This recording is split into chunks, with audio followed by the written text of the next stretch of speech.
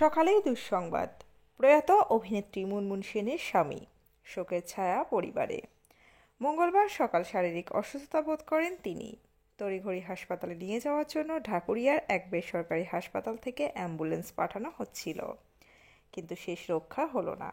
বিস্তারিত থাকছে প্রতিবেদনে। বন্ধুরা, চ্যানেলে নতুন হলে চ্যানেলটি সাবস্ক্রাইব করে রাখতে পারেন। ফের দুঃসংবাদ বিনোদন জগতে। প্রয়াত মুনমুন সেনের স্বামী ভরত দেব বর্মা মঙ্গলবার সকালে শারীরিক অসুস্থতা বোধ করেন তিনি। তড়িঘড়ি হাসপাতালে নিয়ে যাওয়ার জন্য ঢাকুরিয়ার এক বেসরকারি হাসপাতাল থেকে অ্যাম্বুলেন্স পাঠানোর ব্যবস্থা নেওয়া হয়, কিন্তু শেষ রক্ষা হলো না। সকাল 9টা নাগাদ নিজের বাড়িতে প্রয়াত হয়েছেন তিনি। স্বাভাবিকভাবেই শোকের ছায়া নেমে এসেছে তার পরিবারে। ত্রিপুরার রাজপরিবারের ছেলে ভরতের সঙ্গে মুনমুনের বিয়ে হয় 1978 সালে। এরপর দুই মেয়ে রাইমা ও রিয়াকে নিয়ে তাদের সুখের সংসার ছিল।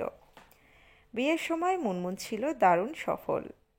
বহু তরুণের মনে ঝড় তুলেছিলেন তিনি। তবু সুচিত্রা সেন কন্যার মন মজেছিল ভরতেই।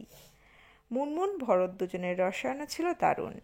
এমনকি শোনা যায় অভিনেত্রীর কেরিয়ারেও তাকে বারবার সমর্থন করেছেন স্বামী। সংবাদ মাধ্যমকে দেওয়া এক সাক্ষাৎকারে মুনমুন একবার বলেন, আমরা কখনো ঝগড়া না মিটিয়ে ঘুমাই না। আমি আমার স্বামীর উপর নির্ভরশীল থাকতেই ভালোবাসি। শোনা যায় ভরত দেব বর্মার মা ইলা দেবী ছিলেন কোচবিহারের রাজকুমারী ইন্দিরা রাজের মেয়ে। ইলা দেবীর দিদি ছিলেন গায়ত্রী দেবী, জয়পুরের মহারানী। ভরতের ঠাকুমা ইন্দিরা ছিলেন ভাদোদারার মহারাজা তৃতীয় শাওয়াজিরাও গাওকোয়াড়ের একমাত্র মেয়ে। তো বন্ধুরা, এই আপডেটটা ছিল এতটুকুই। দ্রুত ফিরে আসছি এরকমই নতুন কোনো আপডেট নিয়ে।